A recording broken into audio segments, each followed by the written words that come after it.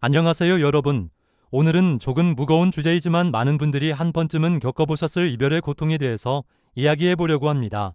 혹시 지금 이 영상을 보고 계신 분 중에서 최근에 이별을 경험하셨거나 아니면 아직도 지나간 관계에서 벗어나지 못하고 계신 분이 있으실까요? 이별이라는 건 정말 참묘한 경험이에요. 어떤 사람들은 깔끔하게 정리하고 다음 단계로 넘어가는 것처럼 보이지만 또 어떤 사람들은 몇 개월, 심지어 몇 년이 지나도 그 관계에서 완전히 벗어나지 못하죠. 왜 그럴까요? 왜 어떤 이별의 시간이 지나도 여전히 아프고 미련이 남고 때로는 분노나 원망의 감정까지 남아있을까요? 오늘은 이런 이별의 고통을 조금 다른 관점에서 바라보려고 합니다. 바로 불교의 지혜를 통해서 말이에요. 불교라고 하면 어떤 분들은 종교적인 색채가 강하다고 생각하실 수도 있지만 사실 불교에는 인간의 마음과 고통에 대한 정말 깊이 있는 통찰이 담겨 있어요. 특히 이별과 같은 상실의 경험에서 오는 고통을 어떻게 이해하고 어떻게 극복해 나갈 수 있는지에 대한 지혜가 가득하죠. 먼저 이별이 왜 이렇게 아픈지부터 생각해 볼까요? 여러분도 경험해 보셨겠지만 이별의 고통은 단순히 그 사람이 없어진다는 것만으로 설명되지 않아요. 더 깊은 곳에는 영원할 줄 알았는데 나는 정말 그 사람을 사랑했는데 우리가 계획했던 미래는 어떻게 되는 거야 라는 생각들이 자리 잡고 있죠.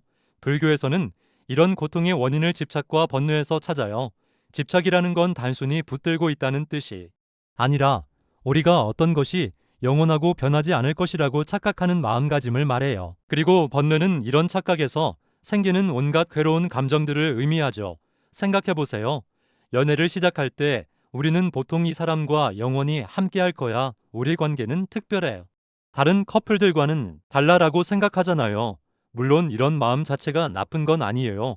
사랑하는 사람과 함께 미래를 그려보는 건 자연스러운 일이니까요. 하지만 문제는 이런 생각이 너무 고착화될 때 생겨요. 반드시 이렇게 되어야 한다. 그가 없으면 나는 안 된다. 우리 관계가 끝나면 내 인생도 끝이다라는 식으로 생각이 굳어지면 그 순간부터 우리는 현실이 아닌 우리가 만들어낸 환상에 집착하게 되는 거죠. 그럼 불교에서 말하는 무상의 개념을 좀 더 자세히 살펴볼까요? 무상이라는 건 세상의 모든 것이 끊임없이 변한다는 뜻이에요. 이건 단순한 철학적 개념이 아니라 우리가 매 순간 경험하고 있는 현실이에요. 예를 들어볼게요. 지금 이 순간에도 여러분의 몸은 변하고 있어요.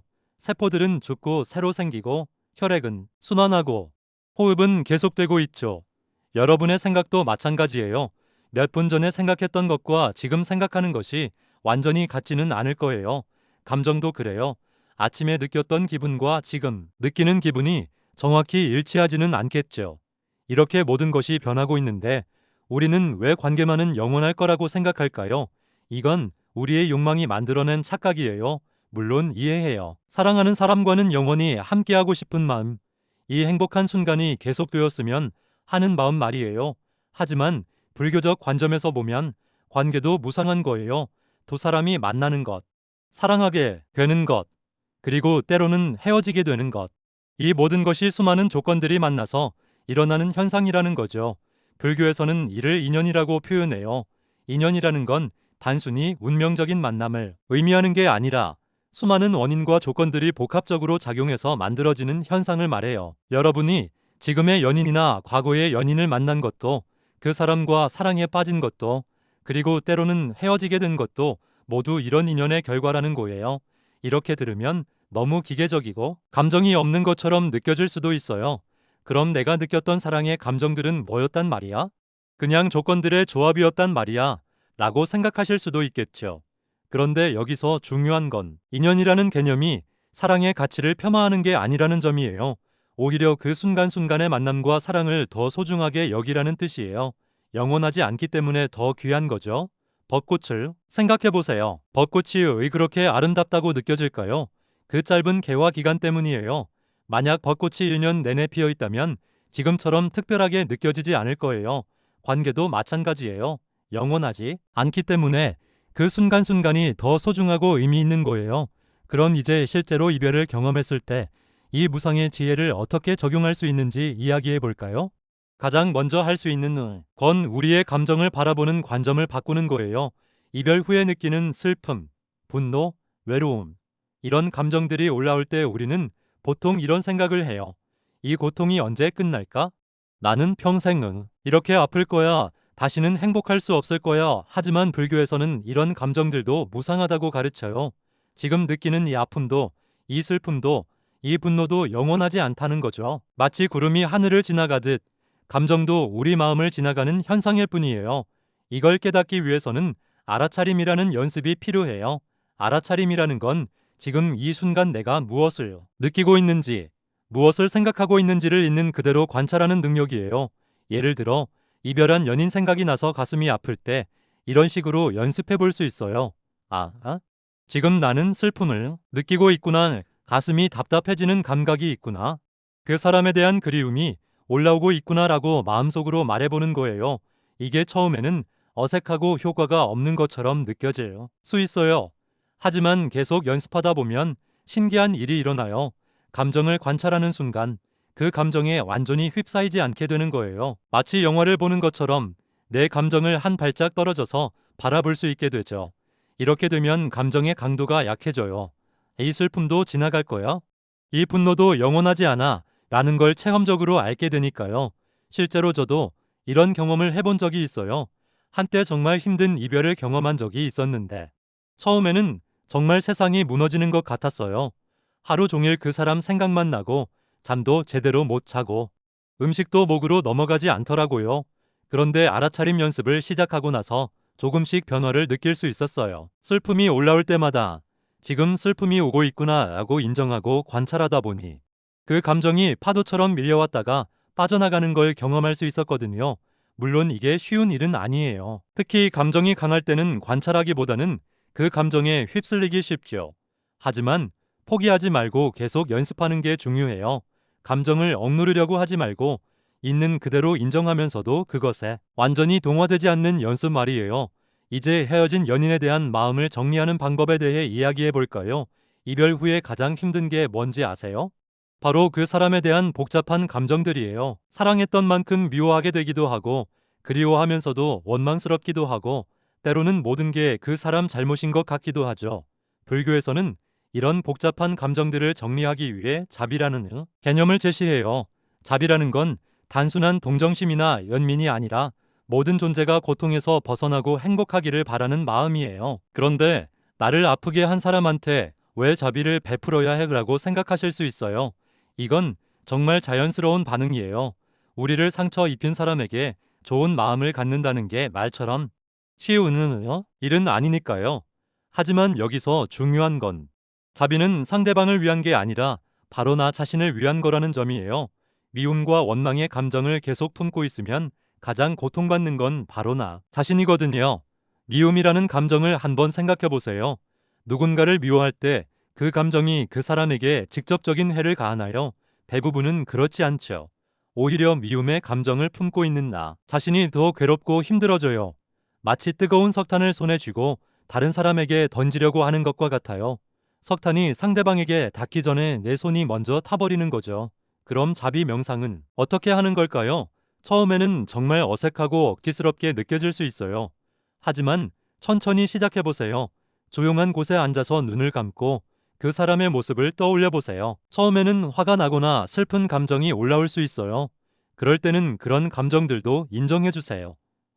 지금 화가 나는구나. 아직도 상처받은 마음이 있구나라고 말이에요.